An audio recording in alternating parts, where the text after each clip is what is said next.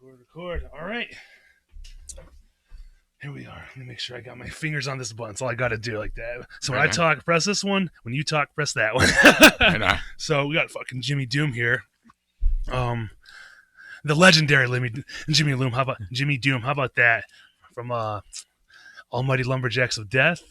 Yeah. Fucking poet, author, actor. All the above. I do a couple things. Yeah. I'm surprised they let me out of the house after ALD, but yeah.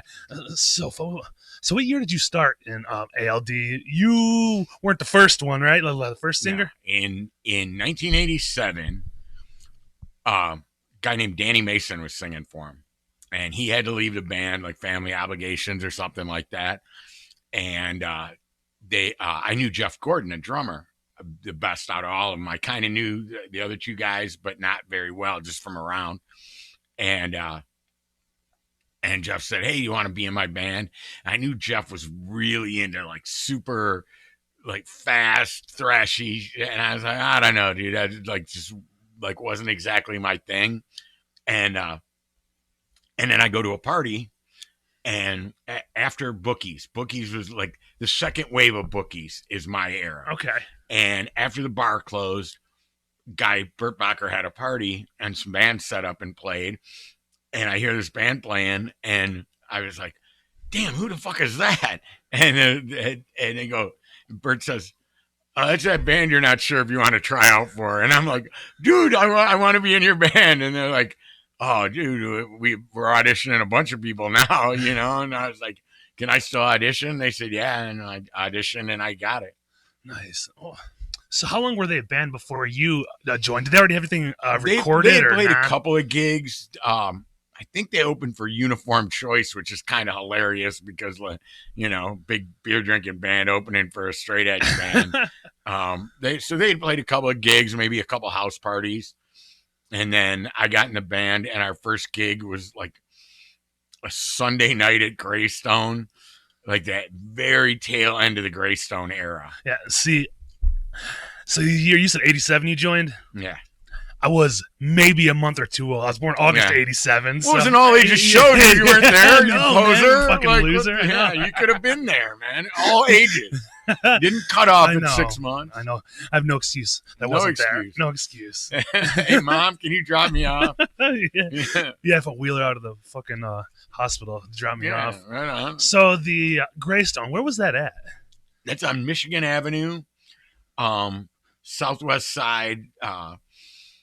What's the cross street? It's by Central. Okay, yeah, down in the hood there. Yeah, I've heard of it. On the north side of the street. It's a laundromat now. Okay. It's like the Sunshine Laundromat or some kind of crap like that. Jeez, that fucking place. I kept telling myself, when I lived over there, I kept telling myself I was going to go in and just, look around, but I never got around to doing it. It was a great place, like so many great bands played there. Yeah, I mean, but one of the most interesting thing about ALD is the name.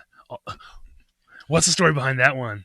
Okay, I'm gonna crack open my hippie pop when I tell this story. You can pull that closer, whatever's more comfortable for you. Oh no! Can you hear me? Yeah. Okay, cool. Yeah, I hear you. That's still going. We're good. One man show, like I said. So apparently, the guys in the band hated this part of the story, but like the big dog got the idea for the name from a documentary about cutting down the rainforest. And it was like this big environmental thing. And then, he didn't want people to know that because it sounded too hippie-ish. Right. But they called, like, the people that were mowing down the rainforest in Brazil, somebody in the documentary called them the Almighty Lumberjacks of Death. Well, that's interesting. Yeah. That's good. It just worked, man. And we played with it and had fun with it. And it's punk as fuck, though. Almighty Lumber, it's total about the ecosystem. I mean, the Meat Men was already taken, so, we had to pick something. They had to pick something. Yeah, were you guys playing with them and shit, too? The Meat Men? Never played with the Meat Men. Okay. No. I introduced them once at, oh, damn, what's the name of the club? Yeah, I introduced them once. I might have drank a beer or two, and my brain cells aren't exactly firing on all cylinders. It's all good, man. But yeah, I would have loved to play with them. But we played with the Exploited. Shit. Yeah. Social Distortion, Murphy's Law, Gay Bikers on Acid, Suicidal Tendencies, GBH. Fuck, man. Did you guys go on tour, or was it No, when they all came through here? We were really fortunate that we knew people at St. Andrews Hall. And my friend Melissa Matuzak actually just passed away from cancer. And she was running the show at St. Andrews. She was Amir from St. Andrews, the promoter's right-hand person. And she and I got to know each other, and the Exploited came to town, and ALD was playing, like I said, like Sunday night at the Greystone, or going on first on a Tuesday night at Blondie's. And she talked to Amir at St. Andrews into letting us open for the Exploited. And that just changed everything for us, man. Fuck yeah. I mean, we recorded a live cassette at that show. And Cool Chris, the sound guy there, always took care of us. Yeah. There's also a video there, or a fucking black and white video, I think, that's on YouTube. That was Noir Leather paid for that. Okay. No guy shit. Named Vux Gonyai. Yeah. He directed it as a Noir Leather commercial, and then just took a bunch of extra footage. Yeah. Yeah. We got lucky, man. That's interesting. Yeah. Like, just like a leather company, was it one of their people who knew you guys were, or? Oh yeah. I mean, Noir Leather, I don't think a lot, certainly not now, but in the late 80s, when there's only, a couple venues, and some of the DIY venues were closing, Noir Leather and Off the Record and Sam's Jams, and like on the west side, there are a couple other little record stores, but that's where punks went to hang out. There's no fucking internet. So like if you wanted to meet new punk, let's go to Noir Leather and hang out like on a Wednesday night. And you would just meet people from all over town. And Keith would support bands and like help with flyers, and that was just, it was like an epicenter of the scene. Because there wasn't some youth club, man. It wasn't Breaking 2 Electric Boogaloo, right. And there was no internet. And like, so that's where you went. You want to meet new people, you want to find out about new bands, pick up some flyers and some new studs and new wristbands. That's where you went. That's fucking and so that was a place that kind of bred the subculture. Yeah, because I mean, so you were in ALD 87. How long before that were you like into like the punk scene? My first ever show was 82. It was Black Flag, the Necros, and Negative Approach. What the fuck? And, that's so good. Yeah, it was amazing. Legendary. Where was it at? Yeah, it was at the old Clutch Cargo City Club, which is right around the corner from what's now the Fillmore. Okay. It's Park and Elizabeth in the Cass Corridor. That's back in that day. It was like the south end of the Cass Corridor. Okay. And there was a liquor store and like a really seedy bar, and then Vince Bannon had the promoter, who was in a band called Cold Cock. He took over what used to be the old Women's City Club.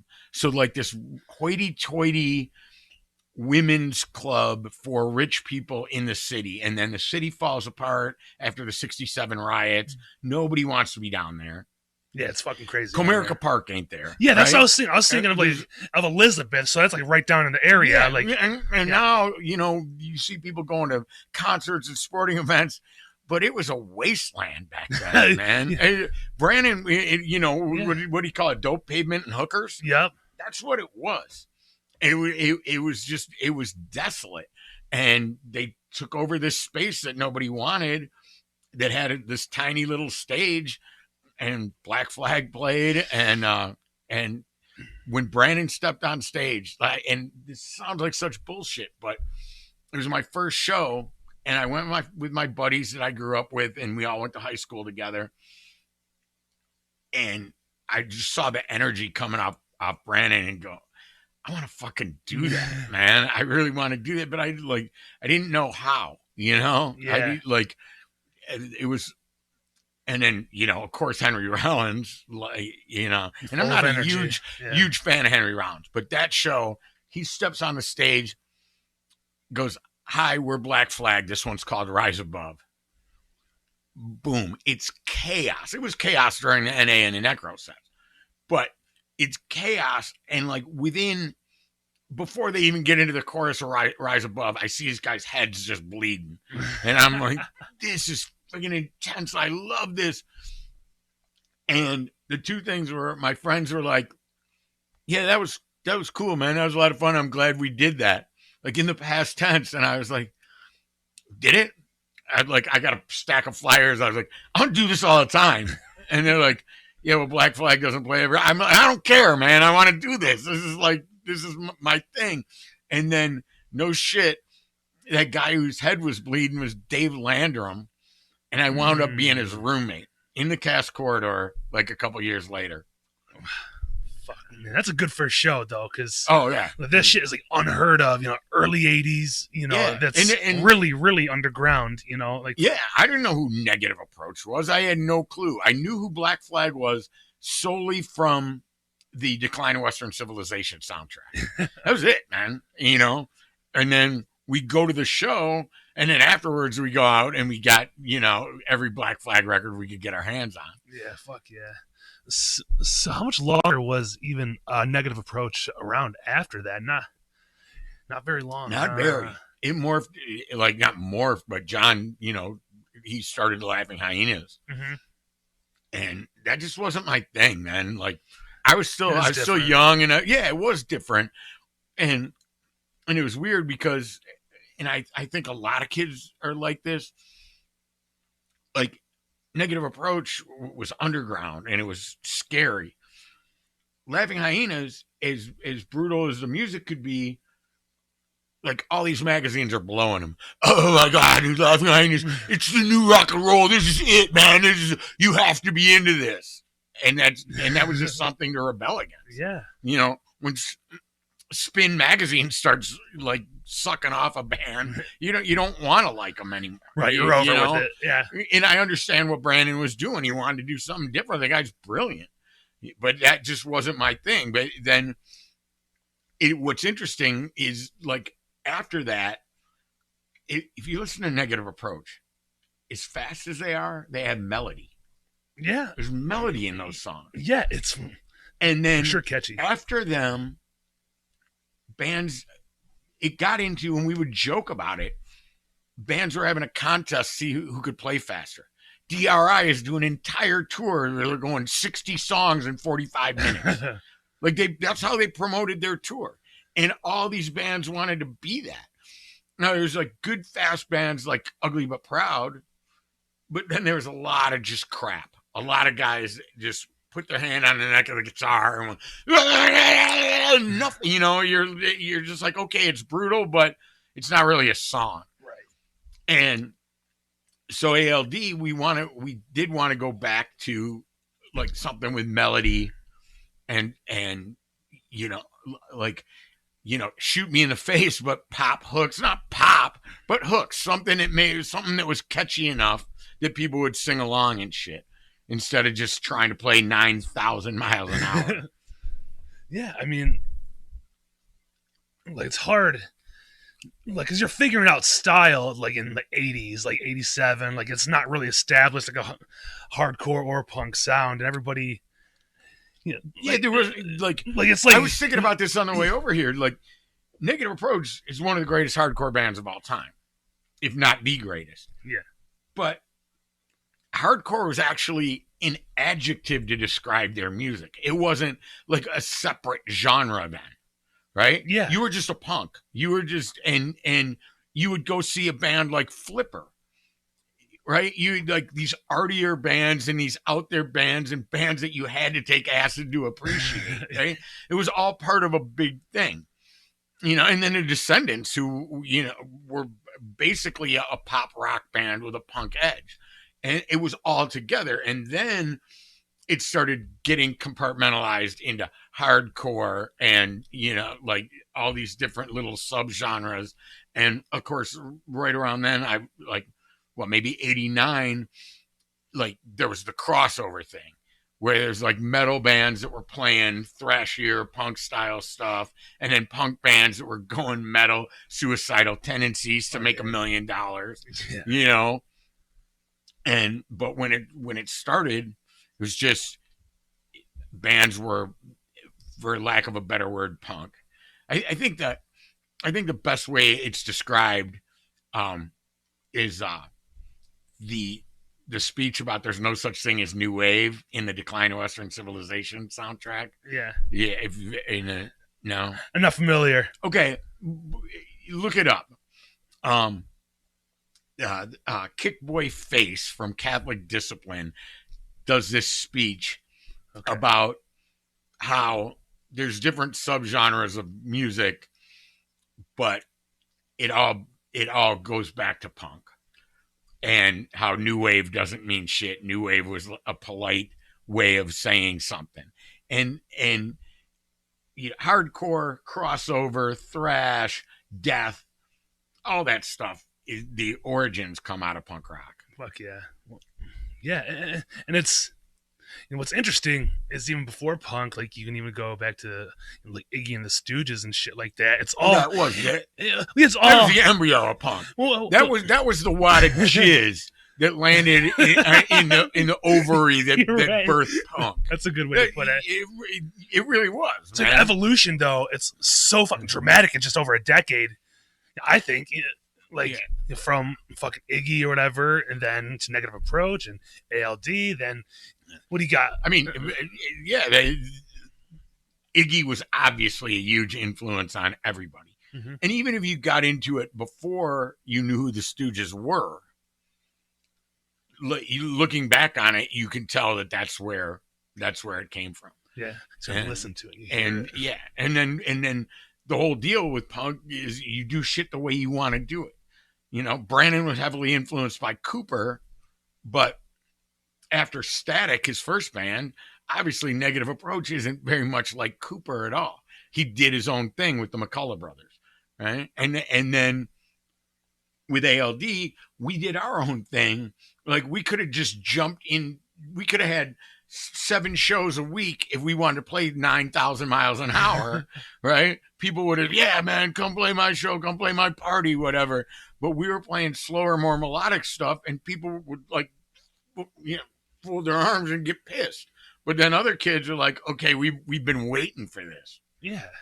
And it's just interesting how, like, people find their own lane, especially you guys, and fucking people go crazy for it. Like, you're still punk as fuck. Just a slight difference. Because the 80s was rough and crazy. Then, you know, no. Yeah, you guys did your own thing and fucking made something really unique and sound. If some band was playing 9 million miles an hour and they were loving it and they were singing about shit they wanted, I have no problem with that, right? But there was just so much of that in that era that we did feel like we were rebelling within the subgenre, the subculture. And we did what the fuck we wanted to do. We had our own clubhouse on the west side. We could play at 4 in the morning. We could start a show at 4 in the morning if we wanted to. Damn, we had bands like Inside Out and the Scraps, and this band Degeneration, not the famous one. They'd come and play our clubhouse, and just Son of Sam played our clubhouse. Damn. Yeah. That's what I was gonna ask. Like, what other local bands were you guys, like, say, opening for, like, bigger bands? Like, what other? We always played with the Feisties. Okay. It seemed like Feisties, Scraps, Heresy, Ugly fucking but Heresy. Proud. I forget about them. And it was cool. So like Ugly but Proud was more on the metal side.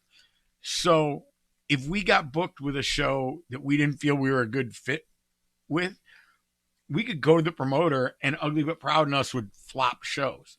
Oh yeah. We'd just go, hey man, we're friends with these guys. They're friends with us. We would rather open for this band, and they would rather open for, like, Overkill. That actually happened. Okay. Like, we ended up opening for Stormtroopers of Death, and they ended up getting booked with Overkill. Holy shit. Yeah. So, but yeah, we played a really memorable show at the Majestic in the big room on, like, a Tuesday night. We played with Son of Sam, and we're super excited to play a big room like that. There wasn't a ton of people there, but it was a good show. And I hold the mic down for kids to sing along. And the sound guy was not used to punk rock, and he cut us off. It was just all of a sudden the PA just goes dead. But the amps are still playing, but the vocals are just dead. And I'm like, hey, what the fuck? And he comes marching up onto the stage. He's like, you can't give my microphone to the crowd. Oh, fuck you. I was like, dude, it's punk rock. Like, fuck you, turn the thing back on. He's like, no, man, it's dangerous for my microphones, and you guys are done. And I go, hey, man, you need to turn that shit on now, right? And the motherfucker comes back, walks up to me, and he goes, dude, I used to mix Van Halen. And I go, and they liked you so much, you're mixing ALD and Son of Sam on a Tuesday night in Detroit? I mean, who the fuck are you? And then I threw the mic stand at him and got into a little bit of a rowdy thing, but it was a good show. Well, yeah, that's interesting, because not knowing that, especially hearing that at the Majestic Theater, like, it was all the shows I've been to there. man. Yeah, that's fucking crazy. And they had just started doing live music there. Yeah. Just become more than a bowling alley. And, I love the Zania family. But back then they hired some guy who had just no idea what was going on. Yeah. I remember hearing my father-in-law, he told me either the Majestic or fucking St. Andrews. He used to go there with his mom and see like fucking like jazz shows or like swing and shit at those places. And now I don't know if that happens anymore. That doesn't happen at the fucking St. Andrews, you don't think, anymore? Like, well, I mean, you can rent it. Yeah. You could rent. Okay. I mean, you used to be able to anyway. They'd have weddings there. They'd have weddings at the Majestic, and it's so crazy. And swing bands. And it's St. Patrick's Day right now, and there's forever. St. Patrick's Day, they couldn't book any kind of alternative show because Charlie Taylor, this old guy doing Irish standards, was playing. Fuck. Yeah. I mean, so yeah, there is a calmer, gentler live performance history at both of those venues. Yeah, fucking. And I didn't know. I mean, I've been to St. Andrews a million times, but I didn't know that place was fucking built in 1910, 1908 or something crazy like that. I had no idea. Yeah. Scottish social club, man. People would emigrate to America and they would want to stick with their own little group. There'd be language barriers. So there's all, I mean, you look at Hamtramck, there's all kinds of Polish social clubs and now Albanian social clubs. And in pre-World War I America, people would come here to find their fame and their life or whatever it was, and they would stick with their own like ethnicity in a social way. And then obviously that branched out. We became more of a melting pot. But in St. Andrews, in the what was like the green room, like the backstage area, because there's no real backstage behind the stage, was called the Burns Room. It was upstairs in front, and there was this beautiful oil painting of the Scottish poet Robert Burns. And over the years, assholes and bands destroyed the thing. I mean, if it was still in pristine condition, it would probably be worth, I don't know, tens of thousands of dollars. Fuck. But yeah, I mean, they were trying to show there was a piano. Mike from Ugly But Proud tuned the piano by hand in the Burns Room upstairs in St. Andrews. Damn. So we knew, those of us who weren't complete assholes, I'm an asshole, but not a complete one, like, had some respect for the people that had built the place prior to it being a punk venue. Yeah. A lot of history. Detroit, fucking music-wise and culturally, too, how you said Scottish and shit like that, and all the Polish. Are you from Hamtramck or Detroit? Dude, I'm from the west side of Detroit. West side. I'm Irish descent. Yeah. Because I was reading something about. I just found an article. I don't know if it was just out recently or a while ago, but it was you talking about St. Patrick's Day was actually today, and the parade and shit. You always had a lot to do with that, or just being a I didn't have a lot to do with it other than standing on the side and get drunk. But like, I worked at Diamond Jim Brady's in high school, and they would always have a float in the St. Patrick's Day parade, and my brother was on the float a couple of times, and it was a big deal. like that was a time to celebrate Irish heritage in Detroit, and then and it wasn't exclusionary, but then it got to be that big drunken rowdy thing where everybody had a big green pin that said "Today I'm Irish," and you're just going, "Really, dude? Okay, whatever. Your last name ends with an SKI, but that's cool." And you're right. yeah, and but I mean, it was not a big event. It was a fun event, and it was a big deal, and you look forward to it. And everybody got drunk, Oh yeah. I mean, I think a lot of Irish kids first learned to drive driving their parents home from the parade when they were just completely hammered. I guarantee it. And so, but then it became just a drunken orgy. All up and down Michigan Avenue. Yeah, and great for the bars, great for the neighborhood, great for the city. Yeah, man. Yeah, I mean, we miss it, obviously. Yeah, it sucks because it didn't happen last year, did it? No. Okay, because I don't remember if it was. That's when I realized, just this is real, man. Yeah. They're not having a St. Patrick's Day parade. I'm in a pool league in Hamtramck, and when they shut down the pool league, I was like the one bitching. I wasn't like denying there's a virus, but I was like, "Oh, we can still play pool, dude." And then they got rid of the St. Patrick's Day parade, and I was like, "Oh fuck, that's a lot of money to be cutting out of the economy. This must be the real deal." So, God, a fucking year later though, it's weird. Like 2 St. Patrick's Days, you can't do shit, Yeah, didn't see it coming. No, it's weird. It's fucking crazy. It's still holding us down, but whatever. We're living. I'm sure people are getting hammered anyway. Oh, they fucking better be. Yeah. Whatever happened to saying fuck it, huh? Oh yeah. They're saying fuck it a lot of places. Yeah, man. I'm surprised. Well, there's no shows or anything that I know about. People aren't getting that crazy. If I'm doing like underground things and. Yeah, I've seen some parties and some, little gigs here and there. Yeah, everyone's playing it cool for now, huh? What's that? I said everybody's playing it cool for now, huh? Oh yeah, I mean, and good for them, really. You don't want to kill somebody. No. Man.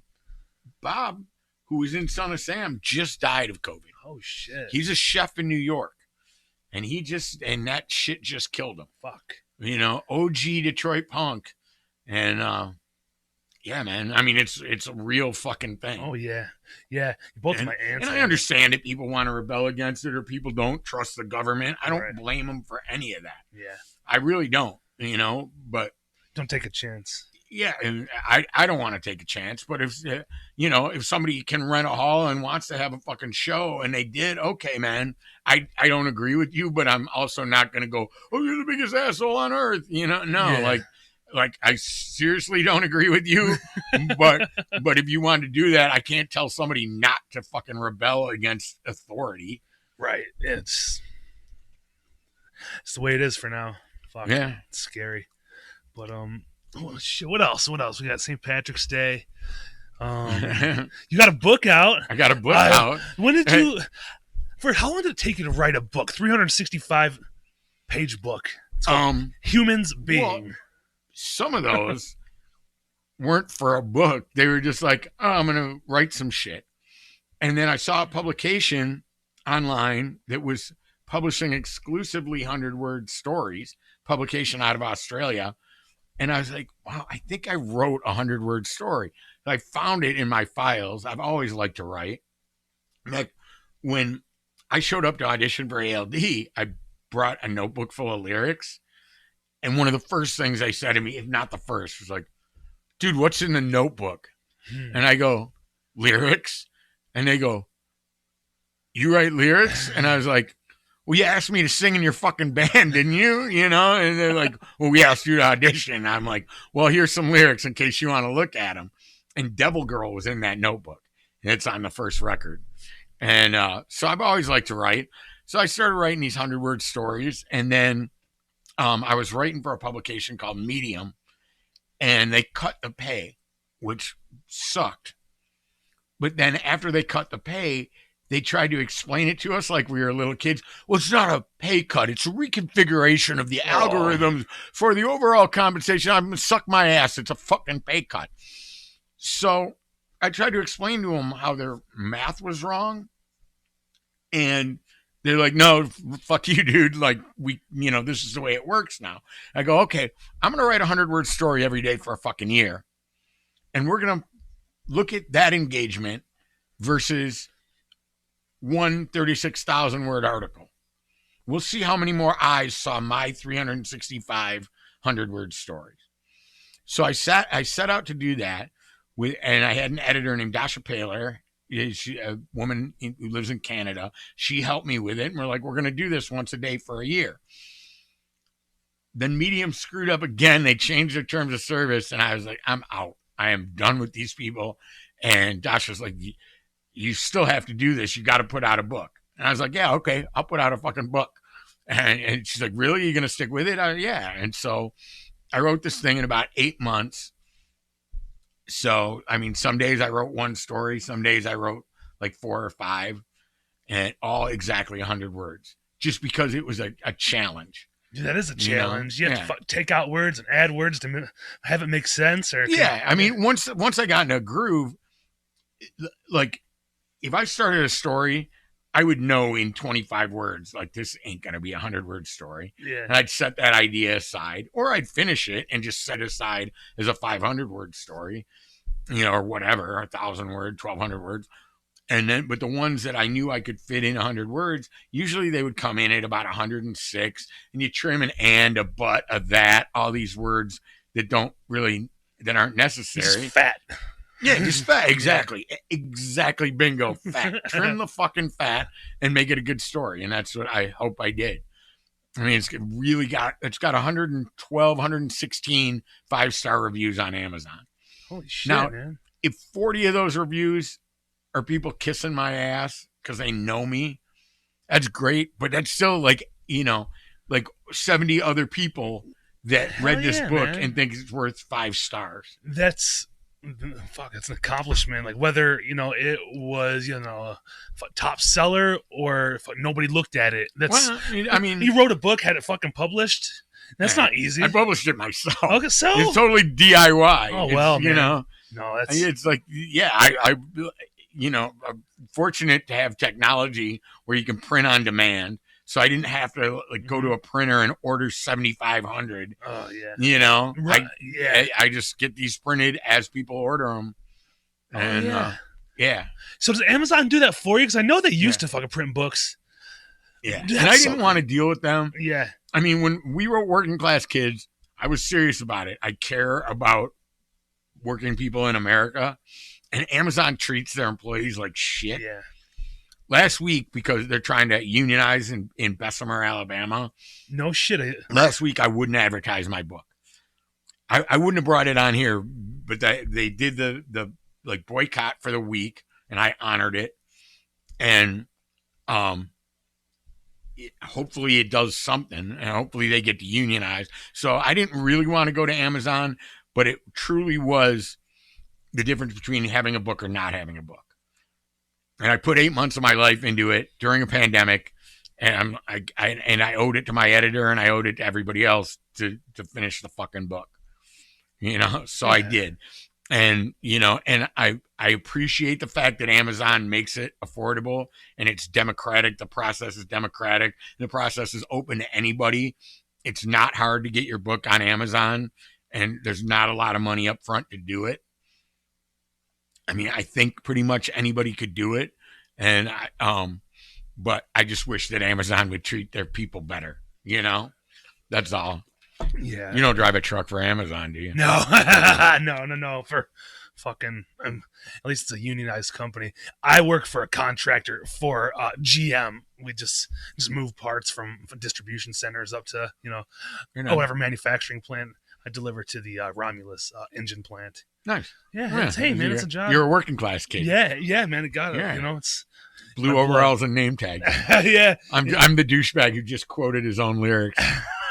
Yeah. I mean, I'm not your average fucking truck driver. Like you see the stereotypical, idiot with fucking suspenders and flannels. Like, there's not many of those out Yeah. there anymore. There's nothing wrong with flannel. And, It did good for ALD. No, but those. Yeah. You're right. So what are the stories about? Just all different types of shit. I mean, you got 365 100-word stories. I didn't have the title until after I was just about done with the book. And when I was writing on Medium, like I mean, there's a lot of stories that are set in bars, a lot of stories that are set in not great economic conditions. But there's stories set in like the gay community. There's stories set in churches, stuff that's not necessarily part of my, like, personally part of my life, right? But stuff that I've been around, right? Stuff that I've observed. There's music, a lot of, street musicians, panhandlers, relationship shit, just wherever I could, like, wherever I thought I could find an interesting story. Now, I'm going to do an experiment, if you don't mind. You go ahead. Because people have asked me to read stories from the book. Sure. And I'll pull one open, I'll just start reading, and almost always I pull one out that's a downer. And the book is not totally a downer. Okay, I can't read The Cure because Cole Molina read The Cure for my YouTube channel, so I'm not going to Cole from the Dirt Bombs. And Cohen the Knockouts. Okay. And Jay Navarro read one on my YouTube channel. I did see that one, yeah. I've seen a few people read them. All right, let's try this one. I don't even remember writing it. It's called Spark Plug. Laura sat in the car, jonesing for a cigarette. Phil peered into the engine, pretty sure it was a spark plug issue, jonesing for a cigarette. Laura was convinced he was only helping because he wanted to have sex with her. Phil pulled the bad spark plug, thinking, she's never going to have sex with me. He ran up to Cartown and bought her spark plugs and stopped for smokes. She gave him back way more money than spark plugs and cigarettes cost. This is way too much, he said. No, Laura said, in many ways, it's worth every damn penny. Oh, I just, a little encounter. A guy who wants to bang a girl and he fixes her car and she figures it out. That kind of thing. That's cool. Just like a little chunk of life. Yeah, just a little peek into somebody's 1 hour of their life. Yeah. That's interesting. Yeah, I think people are digging it. Another one. Can you read another one? Yeah, sure.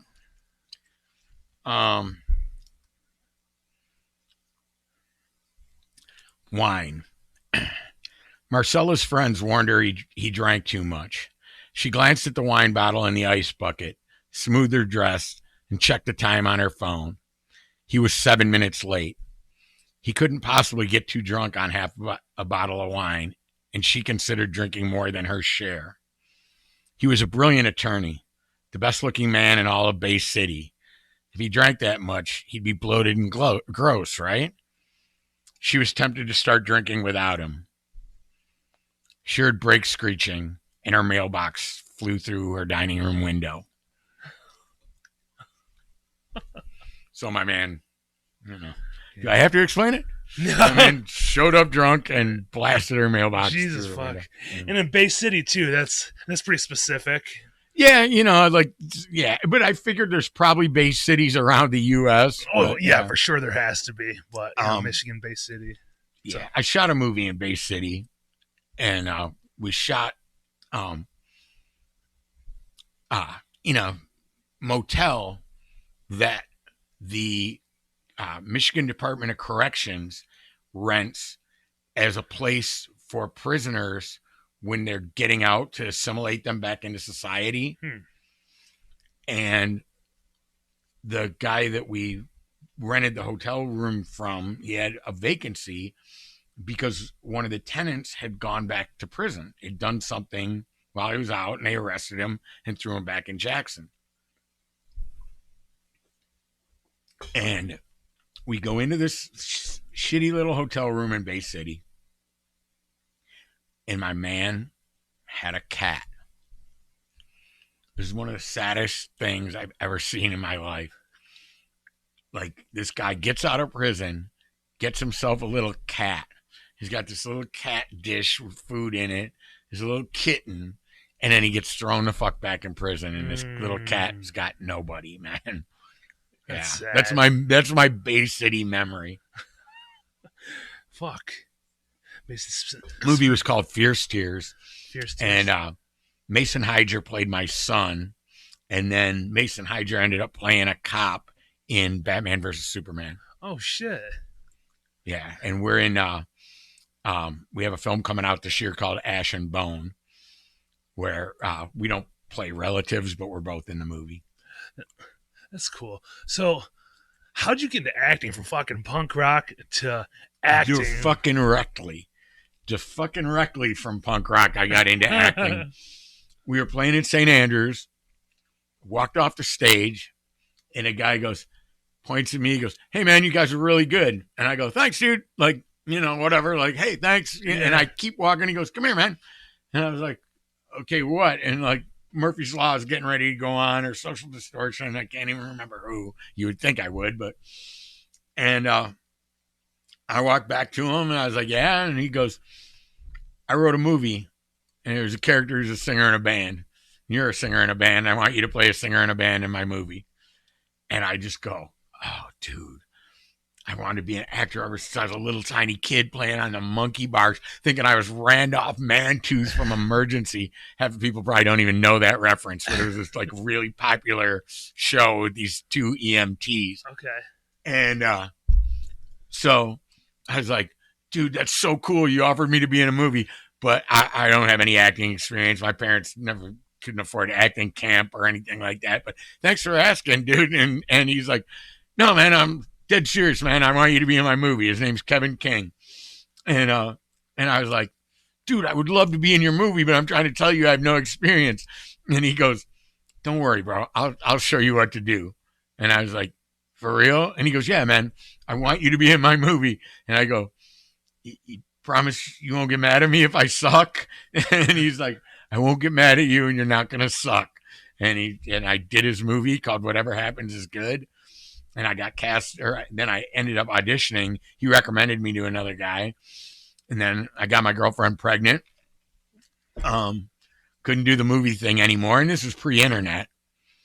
And, it was hard to find auditions. It's Michigan. It ain't Hollywood. It ain't New York. Right. It ain't even Chicago. So, then had kids, got divorced, went to work at American Axle, got laid off from American Axle, and my girlfriend, I'm just pissed off the world. I tried to get ALD back together. That didn't work. I'm really mad, and my girlfriend suggested that I go back to an audition, and long story short, I found a fucking audition that day. The day that my girlfriend suggested it, I found an ad for an open audition at Motion Picture Institute. Wow.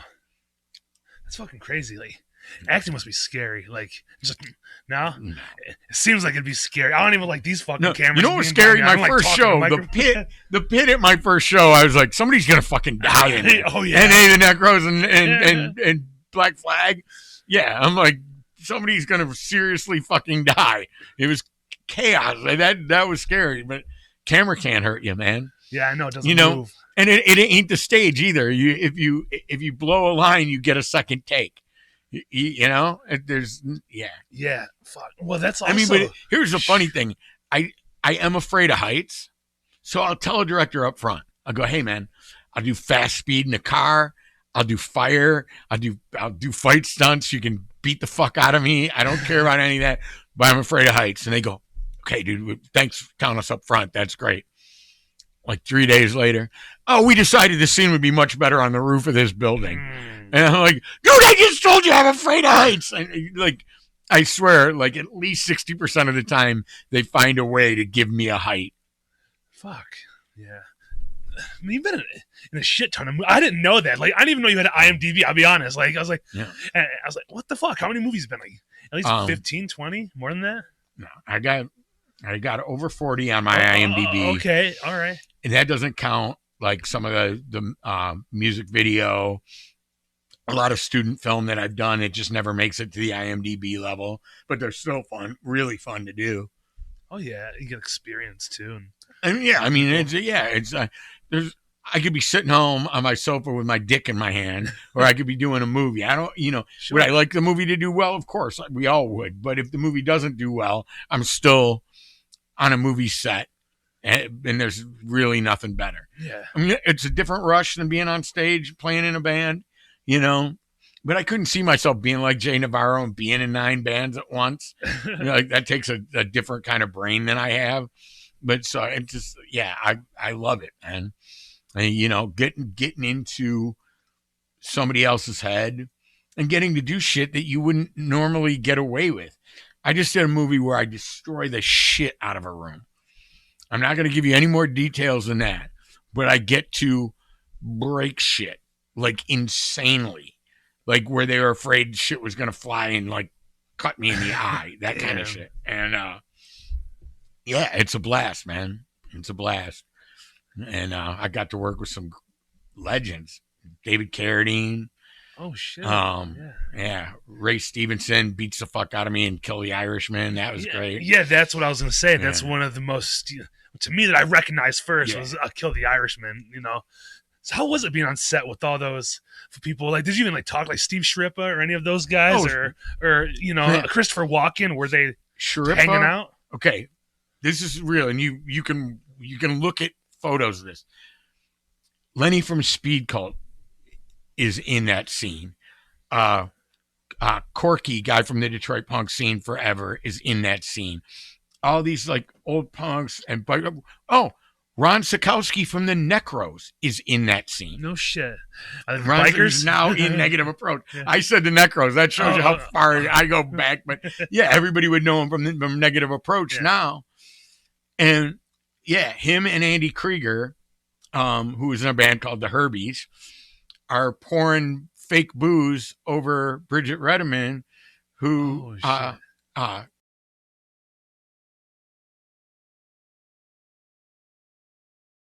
so there's all these people I know in this scene. And there's a planned cut. When I hit the ground in the fight scene, that's always a cut. And then they adjust the cameras and then we start shooting again. So I know all these people. I know wardrobe people. I know makeup people. All these people I've basically grown up with, right? I hit the ground and they say cut. You know who walked over and helped me up every time? Steve fucking Sciarippa. At the time, he's got the biggest TV show in the nation. He's on The Sopranos. It's the biggest deal. He could have gone and sat down in a chair, smoked a cigarette, had a fucking margarita if he wanted to. But every time he walked over and he helped me up. Great work, brother. Great work. That's fucking awesome. Yeah. Man. Yeah. Just because before any of that, like he was just like a talent guy in Las Vegas. Then he was just like a fixer and a door guy. Yeah. Fuck, man. Yeah, it's I mean, if you want to do it, you can do it. It's not the easiest thing in the world, but people tell me every year, "Oh, I really want to give acting a try," and I'm like, "Well, you got to start. You got to go to an audition." Yeah, and it's not it. I mean, it's brutal. There's a lot of rejection, man. There really is. But the times when you're not rejected, the times when you're cast, it makes it totally worth it. Yeah, for sure. And not just keep trying, huh? And yeah, it's great to work with famous people like Steve Sciarippa, and David Carradine. David Carradine was great. Mark Ruffalo was great, except our scene in Now You See Me got cut out. Brooke Shields was great. But there's a ton of other really, really good local actors, and a lot of people are just into local bands, right? Yep. They're just into Against the Grain, and they're just into Cold as Life, although Cold as Life is a little bit bigger than just a local band. But there's actors like that, man. There's actors that are really, really good at what they do, and they're not household names. And being on set with them is just as much fun as being on set with a famous person. Oh yeah. Like it's just like a little DIY community. Yeah. And if you watch enough independent film, you can pick out actors that you like, and they're only one break away from being that household name. Yes. So many people. Look at Hauser. He's in Black Klansman. He was in he's in the I, Tonya movie, right? He's just a cat from Saginaw, man. They got a break, you know? I mean, he's good. It just takes one, and then you're fucking noticed. That's so... Yeah, so I encourage people, if you're into DIY local fucking music, you know, if you're into Busby Death Chair as a band, you can watch a lot of independent film and be into these actors who do a really good job locally in Detroit. You know, I didn't know there was that much like filming going around the city like all the time. The only time I remember is when it was like in the news, like maybe the past like decade or so. They started talking about like these studios coming here and shit. Yeah, there was a film tax incentive. Okay, is that what it was? Because I remember it was like a rush to Michigan for them to like start filming shit. The state gave an incentive. They got up to 37% of their production costs off the top of their bill. And people didn't like that. They're like, oh, Jack Nicholson doesn't need a tax break, man. Michigan needs that money. They don't understand. Hundreds and hundreds of people were showing up, eating every day from Michigan catering companies. And then when you cut for the evening, they're going out to dinner at Michigan restaurants. And the one thing nobody ever took into account, be a production assistant in the morning, got 200 guys on the crew, electricians, lighting guys, painters, carpenters, all kinds of men, women, all over the place doing work. And a production assistant would come around and get a list. What's the most heavily taxed product in the state of Michigan, other than gasoline? What's the most heavily taxed product? Liquor? Cigarettes. Cigarettes, yeah. So they're getting like 110 packs of cigarettes for the crew. Yeah, a production assistant is going on a run and coming back with boxes of fucking cigarettes every day on every film. I still get a residual check from Kill the Irishman. Not a big one anymore. I used to get pretty decent ones, but I still get about, like every 2 months I get like $37 or something. Cool. And the state of Michigan still takes their cut out of that check. There's still a fucking line there. Yeah. So if we still had films shooting here, the state would still be getting that revenue. But they got rid of it. They got rid of Age of Ultron. They sent Age of Ultron packing. Huge Marvel movie, you know? Oh, yeah. And it was weird. They were doing all the fucking Transformers and shit like that. Yeah. Then it's just up and out of town again. Yeah. Like, that was weird. Yeah, it sucked. Yeah, but and people are like, lots of jobs. You're right, man. There's a lot of people involved in just that whole fucking economy. And you got electricians that were on unemployment because auto plants weren't using them. Yeah, and they go from taking money from the state, which they rightfully deserve for unemployment, right, to paying into the system because now they're employed on a movie for fucking 3 weeks. Yeah. It made sense, It did, but people didn't want it. But I wasn't going to quit. I know people who quit. Oh, tax incentive went away. I'm going to go get my real estate license. What are you going to do, Jim? I'm going to still be an actor. And they're like, you're going to starve. I'm like, maybe, but I'm not going to quit. Yeah. So I didn't quit. And I'm still doing movies. Yeah. And doing what you like, too. And that's what life is all about. Passion. That's what fucking punk rock is all about. That's hardcore. Do what you want, man. Yeah, man. I get it. You have a child or something you have to support. I get that. There are responsibilities. I understand everybody can't live in a squat and like do mushrooms every day. But if you maximize doing what you like, because one day you're going to wake up and you're 75 fucking years old, you better have spent a lot of that 75 years, as much as you possibly could, doing what the fuck you want. So that's what I do. I write books. I do movies. It's a little more complicated than that, but I think anybody can do it.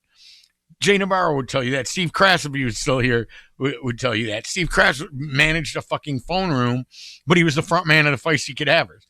The phone room was like, okay, I got to go do this to pay the bills, but when I punch out outside that phone room, I'm not like some guy who's going to sit in some hoity bar, trying to pick up some girl.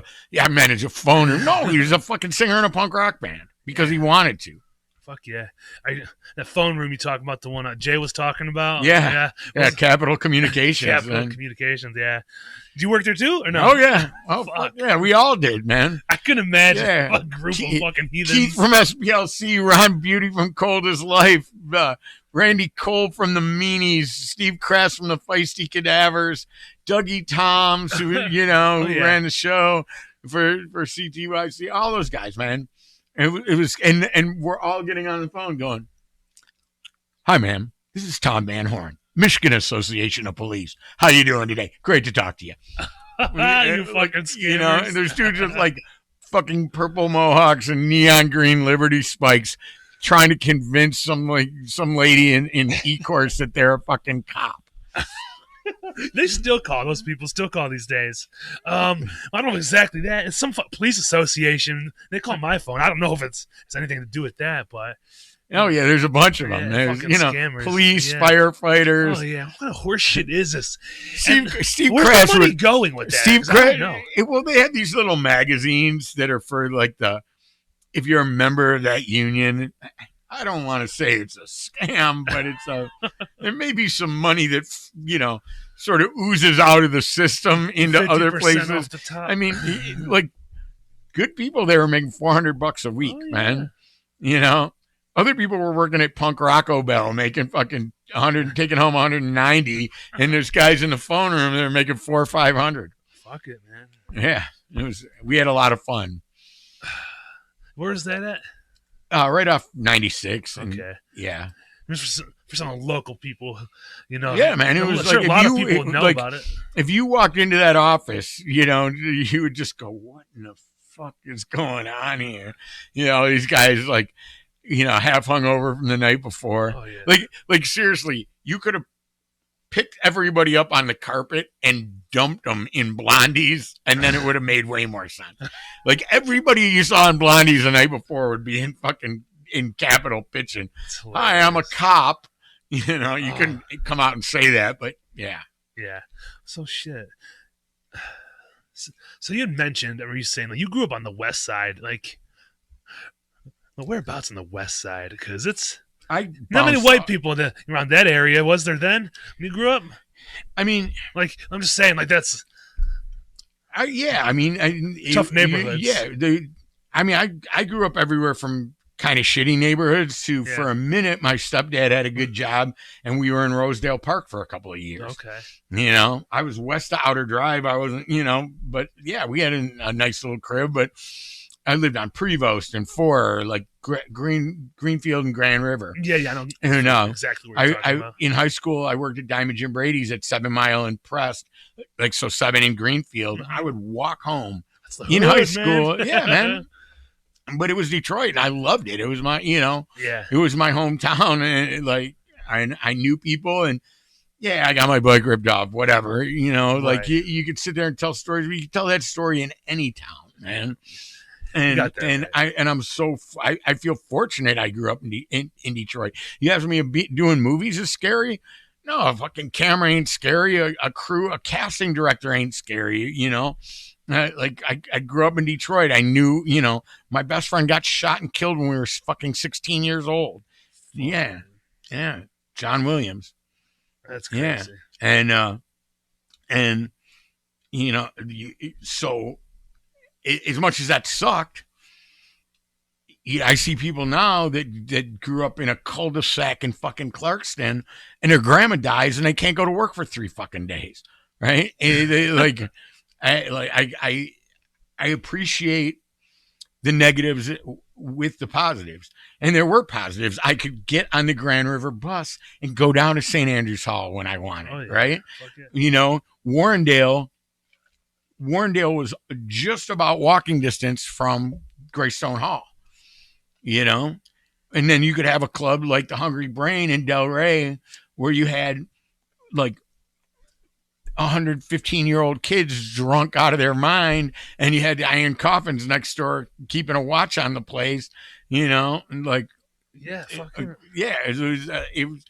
was a great place to grow up.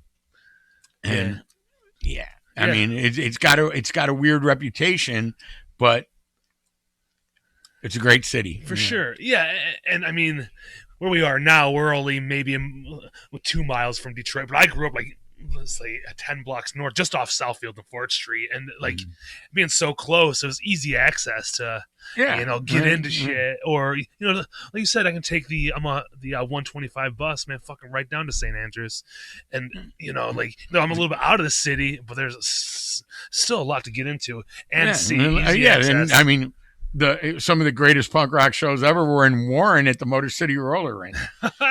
Iggy Pop, The Clash, and the Ramones within like 2 months at Motor City Roller Rink. Yeah. Fuck. So did you go to all of them? Went to none of them. I was too young. Okay. A little bit before your time. Yeah, before my time. Yeah. And I regret not seeing that Clash show. I saw him at Grand Circus.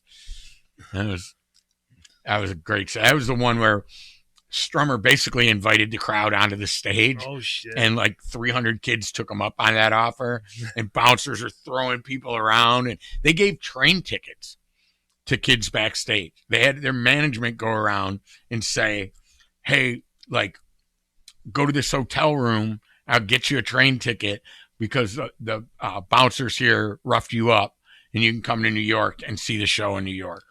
Fuck. Yeah, a bunch of kids did, man. I was not one of them, but no, that's interesting. Yeah. Did you ever see the Ramones ever? Man, I don't have big regrets about being a drunk. I was just a drunk. I don't drink anymore, but I was a drunk. I had a lot of fun. But the Ramones played tracks, and I was so fucking annihilated. I barely remember the show. Damn. Like I know I got kicked out just for drunkenness. I don't think I did anything. I don't think I got in a fight. I just think they went, this kid's underage. He's obviously inebriated. We don't need him in the bar anymore. Yeah, and I just sat glumly against the outside wall, just drunk, and yeah. Man, like with all the acts coming through here, like in Detroit, was a pretty good scene. So still today, all the hardcore and punk bands still come through here. Could you point out one of your favorite punk shows that you probably witnessed in all the years ago, and say like early 90s? Oh my God, who's around, man? So many. Like as far as performance wise. Sure. Or like your favorite bands, like a group of bands that could have been the all-star lineup of your fucking punk rock career. People bag on them a lot, but when Social D first came back, and like I guess it would have been the Prison Bound tour or just pre-Prison Bound at Blondie's, they were really fucking good. I mean, they really were. And I know people love to just rip on them, but like haters, Heresy would always be intense. It would always be an event, even though you knew them personally. Like you'd be having a beer with Tim and Ruben, but then they'd get on stage and there was just that power, just that steamroll. Guar was really good. And seeing them for the first time and going, and people would talk about them, but like there was no internet, right? So you had no concept. And then they come on stage and they're wearing these weird costumes, and you kind of go, all right, this is pretty gimmicky. But then they rip, they just like completely destroy. Being in the crowd, like fun experience, not a good concert. Gigi Allen at Blondie's, it turned into a riot. And I had gotten in a fight at the Shelter the night before. So I had stitches in my head. We had opened for Murphy's Law, and I stage dived. And I was getting stitches in my head. They're taking me to get my head x-rayed, and I'm limping. And the nurse says, have you always had that limp? I was like, nah, I fucked my hip up tonight. So they x-ray that, and I end up having a hairline fracture of the hip. Oh, fuck. So I'm like I got my head all bandaged up, and I'm using a cane. And Rosie from Blondie's is like, No, Jimmy, you're not going in the pit. Sit on the bar. So I'm as close to the door as you can be, sitting on the bar, minding my own business, just there to see this show. Gigi hits Johnny Lunchmeat from SPLC's girlfriend with shit. Oh. Johnny runs over, grabs my cane, and chases Gigi backstage with my black cane. All he remembers the next day is somebody tried to kill him with a cane. Who was the guy with the cane? So somebody goes, Jimmy Doom, because they had seen me with the cane. Oh, shit. I wasn't chasing him. Johnny was chasing him. And he's like, I want a bounty on that guy's head. So there's all these like left-wing, like Gigi Allen loving punk rock kids from Ann Arbor that wanted to kill me for Gigi Allen. And they would come to this one chick in particular. She's like 6'2". She told people, I'm going to kill Jimmy Doom for Gigi Allen. And Gigi was like, cool, kill him for me, right? And like, so they would come to our shows at St. Andrews and like, and everybody knew, and somebody would tell the bouncers like, that chick's here to kill Jimmy. And they would just not let her in. That's crazy. And then eventually she just like stopped trying to kill me. I don't know, like, you know, I don't know if she's even still alive. Well, somebody threw shit at my girlfriend. I'd be upset. But you go to fucking Gigi Allen show. You go to a Gigi Allen show, right? yeah. You go to a Guar show, you're gonna get dirty. You're gonna get like blood and shit splattered on you. You go to an ICP show, you're gonna get Fago on you, right? You can't get pissed. Yeah, you got a point. You know? Yeah. Hey, well. Old punk bands the crowd would spit on them, they would spit back. How fucking weird is that? Like, where did that come from? I have no idea. That was before my time. I just saw like, I feel like Chinese people still do it. I think, and I could be wrong. I think it was just American rock and roll audiences not liking the Sex Pistols and spitting at them. Okay. And the Sex Pistols taking it, you know, just kind of going, all right, man, we're going to do our thing. And then, you know, you would see it on footage of bands in Britain where, you know, it looked like kids were fans of the band, but they were spitting. They were singing the lyrics with spitting anyway. Yeah. I've never witnessed that. So, yeah, the spitting thing wasn't really there. We might have got spit at once or twice. I'm sure the Trash Rats did. I've been at Trash Rat shows where people have thrown full fucking beer bottles at them. Oh, yeah. You know? Yeah. Fuck, lots of crazy shows in Detroit. Like, I know you asked me, I know I'm going to be driving home and forget this great show or remember this great show that I forgot that I should have mentioned. All the Murphy's Law shows were great. Yeah. You know, just Jimmy, and Gangster Fun. Those guys always put on a really good show. But, best show I ever saw. I'm glad I remembered it. The Token was just a rock bar. Then out of the blue one summer, 1986, Friday night and Saturday night, there's Bad Brains and the Cro-Mags in consecutive days at the Token. And I was working at a restaurant on the west side on Grand River, Maria's Pizzeria. And I could only get one weekend night off. And which one do I do, man? Do I do Bad Brains? I do the Cro-Mags. And I was like, Bad Brains is Friday night. If I don't go to Bad Brains and something happens and the Cro-Mags cancel because it's the Token Lounge, you know, whatever. Yeah. So I wind up seeing the Bad Brains, and it's one of the best decisions of my life. Holy shit. Yeah, because I could have seen the Cro-Mags a million times after that. Yeah. But Bad Brains didn't really tour that much after that, you know. And when they did, they play heavy reggae set. But Eye Against Eye tour, they played old shit, played some reggae. They played like stuff off the Eye Against Eye stuff off the early records. Played Pay to Come, you know, and yeah, that Bad Brains at the Token was definitely the number one show as far as small venue punk rock. Fuck yeah, because I think the Token's a great place. Oh yeah, but back in the day, man, it was hair metal. Oh yeah, you know, it was all Aquanet all the fucking time. So you open the Metro Times, you're like, Bad Brains and Cro-Mags in the same weekend. It's a fucking Token. Oh, okay, we're going to the Token. Burn this place down. Yeah, man. Yeah, it was great. No, No, I wish there was more hardcore shows. I know there used to be, but not much. Even before all the shit went down. But Yeah. it is what it is. So, you said you're starting a movie next week? Yeah, I start a Can't Civil talk War about it. movie, hence the beard. Ah. Yeah. And the big bushy beard that I already ate, but I'm stuck with it for a while. Yes, how do you deal with the fucking beard, man? I can't. This is about as long as I can. It's my job, man. Yeah, like, true. True, yeah. Yeah. I'd love to have a 14-inch tall purple mohawk all the time. I really, but can't get too many acting gigs with that.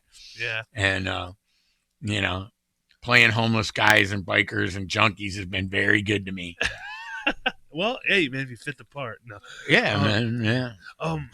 Weren't you working at Corktown? I got this wrong. Do you work at Corktown? I worked at You're a Corktown bartender? Tavern. Yeah. Well, I was bartending at Corktown. Yeah. Were you? Did you stop working there after it switched fucking management or whatever, or were you still there? I don't know what happened. Everybody stopped going there because I hadn't been there since probably Murphy's Law show.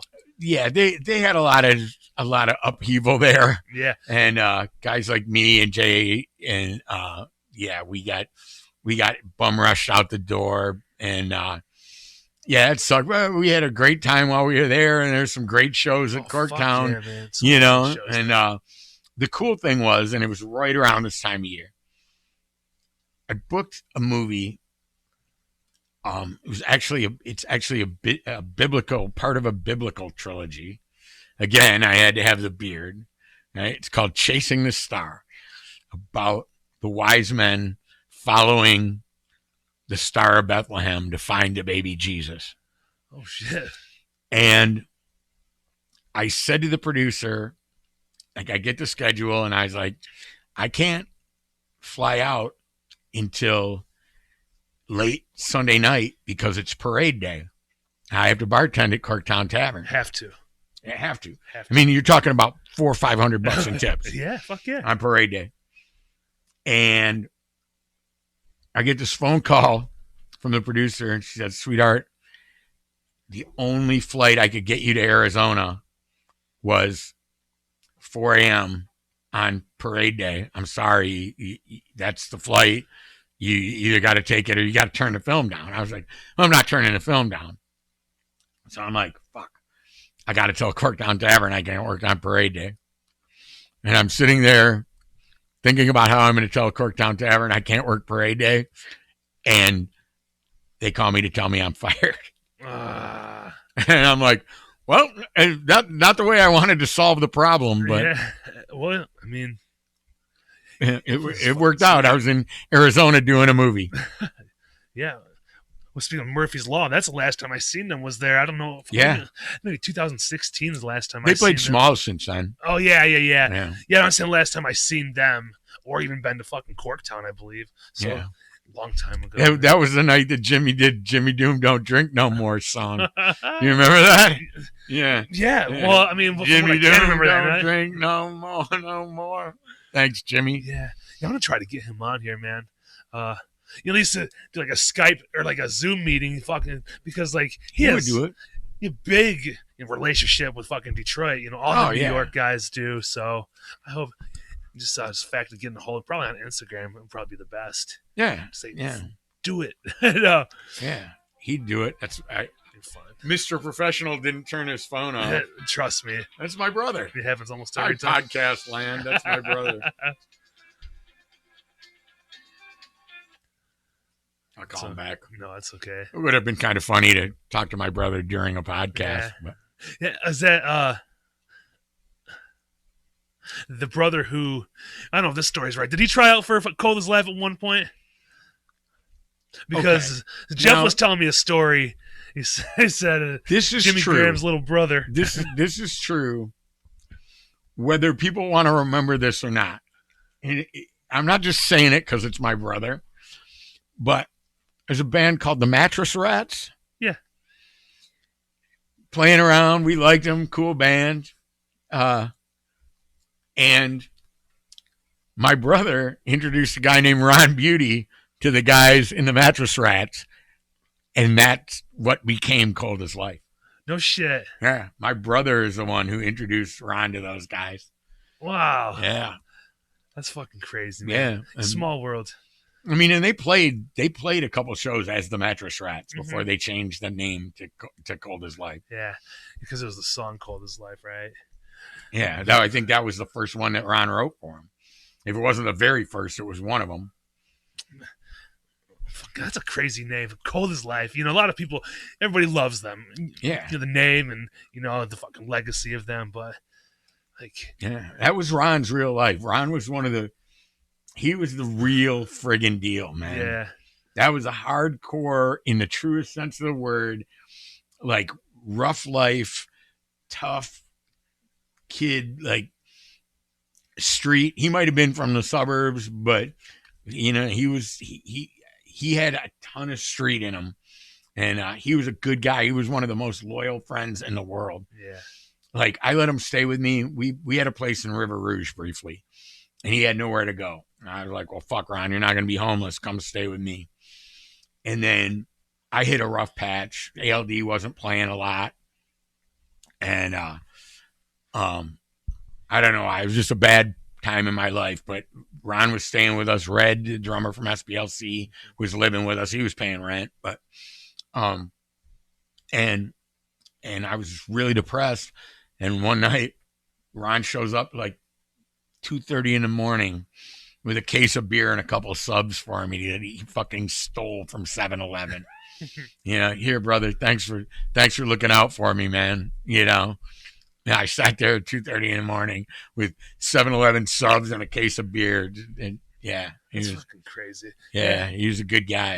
Yeah. Well, you hear lots of great stories. I mean, he was mean. He terrorized a lot of people. But if he liked you, and he punched me in the mouth before. So people go, well, he beat me up. I was like, he's my friend. He beat me up too. What do you want, man? He's like that. It comes with it. Yeah. You want to be like, oh, I'm from Detroit, and then your bike gets ripped off, and you're like, oh, Detroit sucks. Well, fuck you. You were all proud of Detroit. Yeah. You want to be Ron Beauty's friend? You're probably going to get punched in the mouth at one time or another. You want to call the police? Fuck you. Yeah. Yeah. You don't want to call the fucking police. Ever. No. Fuck.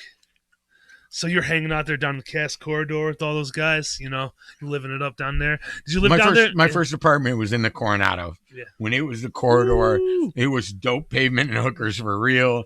And like, if Johns would be assholes to hookers, and people go, oh fuck, she's a prostitute. Who cares, man? She's out there. She knows. No, fuck you. Some asshole drives down here from the suburbs and he wants something for nothing, or he wants some woman to do something that he's not willing to pay for or whatever. We'd let him up in our apartment, because we could see the fucking street from our apartment. Right.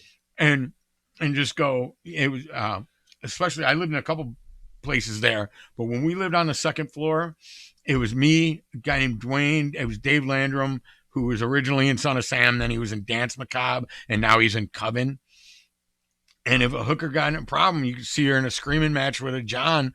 We just like open the window. Come on, honey. Come on. And they'd come up, chill out in our apartment until and we'd tell the John, go fuck off, And back then, like 1984, 1985, fucking, you see a couple guys with like Liberty spiked hair and mohawks and fucking and studded gloves, like these douchebag guys in like plaid overcoats and shit. Were going, yeah, I'm out of here. Fuck this. For sure. It's not worth the blowjob that I'm not going to get anyway. Yeah, it was. The corridor was great, man, and there's so many clubs. Kurt Cole had a place called the Asylum. It's all like fancy bread shops and fucking croissants and shit now. Oh, yeah. But that's where Royce the Titan Raw Power were supposed to play, and that show got broken up by the cops. Tons of great bands came through there. All the locals played there. Yeah. And what about the Freezer? You ever been to the Freezer? Freezer? Yeah, that was like Freezer was just before my time. Oh, okay. I was 15. I would see flyers for the Freezer and want to go. Oh yeah. But like I just couldn't. And my friends, like, they'd go see a big national band like Black Flag or the Dead Kennedys, but like to just go to a local show. And we weren't. Minor Threat wasn't on our radar yet then. Just after the Freezer and the Clubhouse shut down, and that's when we kind of hit the scene. And but I mean, there was a lot, like the Unitarian Church had punk rock shows. Oh, no You shit. could see good fucking punk rock shows. I think Poison Idea played there. I mean, not too many touring bands, but locals played there, like Angry Red Planet, and then on the Wayne State campus, there's a club. Fuck, wasn't even a club. It was just a storefront with nothing in it. There were like nothing. It was just like had plugs so bands could plug in and play. I mean, seriously, it was called the Uncooperative, and DRI played there. Insane. Fuck Just yeah. insane, wall to wall people. It was, and the corridor had tons of great shit going on, from the Freezer to the Clubhouse, the Asylum, and then there was another club called the Asylum, which is way dancier and way more upscale. But if you like them, Neubauten played there. British, like industrial, yeah, or okay. British, no, Yeah. German industrial, not fucking English. German industrial band. And, yeah, that's not me. But fucking, I mean, just, you can go ahead and say it's not the same anymore, right? Detroit. You can make it the same. Yeah. I get it. I mean, not the same. You can make it what you want it to be. Somebody can put the effort in. Somebody can call Mike at Smalls and say, I want to book these 8 bands on a Tuesday night, Yeah. right? There's really nothing stopping people from doing it. You know, there's plenty of property all over Detroit that somebody could buy or rent and throw basement shows if they wanted to. For sure. People have done it, man. The Sanctuary started as just a storefront club. Oh yeah, it's a fucking great place. Yeah. Great place. It just takes somebody who wants to do it. People are, oh man, I wish we had a freezer. Well, you know what? Brandon and all his friends wish they had a freezer, so they fucking made one. You know, you just have to do it. You know, the DIY, the verb in DIY is do. Just, you know, get your friends together, pool some fucking money, take a chance. You sit there with your thumb in your ass all day long and go, oh man, that must have been cool. I wish. Well, fucking do something about it. You know? Yeah. If somebody called me and said, hey man, we're trying to put shows on here and do all ages shows. We're trying to do this, or we need, you know, I would fucking help out. Jay Navarro would help out. You know, people would help out, but people have to put some effort in. You know, the Sanctuary exists because somebody put a whole fuck of a lot of effort into it. Yeah. Right? Yeah. And if you don't have what you want in life, you have to create it. That's the punk rock ethos completely. Right there. It's plain as day. You know, not that he set out to do this, but fucking Ian MacKaye made himself a fucking millionaire by saying, I'm going to do this the way I want to do it. That's fucking awesome. Yeah. And it's doable, man. Yeah. God damn it. It is doable. When this pandemic clears, and people will be throwing money at small businesses, trying to stimulate the economy. Everybody just got $1,400, man. Yeah. Right? And, you know, now's the time for people to go, hey, we want a fucking venue. You know, we want to invest in a small PA. You know, like you can pool money because they just handed you $1,400. And I realize people have responsibilities and all that crap. But yeah, man. Fuck. It sounds way easier when you talk about it too, because I sit there and it's hard. And it's I wish. But you can do it. Yeah, I know. I've never even thought about like what it takes to go and like booking a show. Like somebody somewhere has an uncle who's got a fucking building they ain't using, yeah. right? That'll go, oh, you want to give me $400 a month for this building that's sitting there empty? And then you have the internet now. We didn't have the internet. We had to have Noir Leather. We had to have Off the Record. We had to have Cinderella's Attic, fucking places where you gathered and you found information. This generation, you put something out on the internet, you can get 50 kids to come to your show. Yeah, fuck. The problem is there's a lot of competition. But if you want to do it, you can do it. And if it doesn't work, you try something different. The Freezer didn't last that long. Right? Oh, yeah. You know, between the Freezer and the Clubhouse, there couldn't have been more than 50 shows, and that might be on the high side. No shit. You know, so but they did it. And that's what created the scene. and Yeah, just sort of yeah, dominoed from there. yeah, and People carrying the torch and doing what they loved, and yeah, and keeping then it the next going. thing you know, Dead Kennedys is selling out Harpo's fucking 2,000 fucking people, right? Yeah, man. I mean, that wasn't the intended consequence, but yeah, there's yeah, you can do it. It's better to do something and fail, Yeah, or have to try over for three sure. times, have to leave a venue, than to sit around going, I wish I had this, and you're watching Decline of Western Civilization in your basement, you know? Yeah, fuck punk rock way. Do it yourself, right? Yeah, You want it do done? it Fucking do it yourself. yourself. I don't think about that. It's like there's a lot of bands and a lot of talent, but it seems like even before the pandemic, it was really, really kind of not bottomed out because there's still shows and stuff, but it wasn't as much as it used to be, in my opinion. Well, because there's so many bars that were willing to Yeah. book bands back in the day, if there was a punk show in town, there's one. Now you have shit competing, Oh yeah. like 3 bands will be in Hamtramck, 3 bands will be in Wyandotte, there'd be a band downtown and a band in fucking Pontiac. Like, where do we go? And its popularity killed some of it. For sure. It got too big, but it's still there. It still is. You can still have a great time at a 442 show. Fuck yeah. And yeah, like, yeah, it's what you make it. I know that's a fucking cliche, and I hate cliches, but That makes yeah, sense though. yeah. Well, I don't know, man. Buy my book. Yeah. Yeah, your book. Buy my Humans fucking being book. It's on Amazon. It's at BookBeat in Oak Park. I'm gonna have to get a copy myself.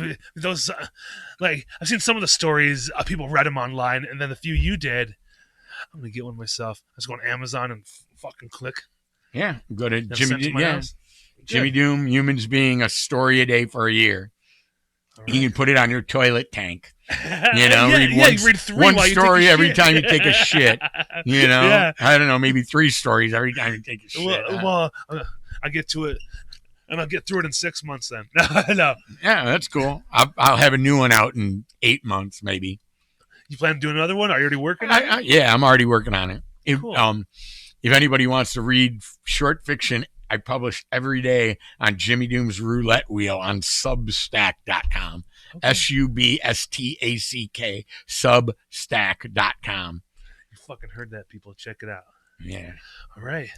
Well, we just end it, man. Right on. Just Thanks like for having me. Thank you for coming over. Yeah, I'm happy to do so. Cool, man.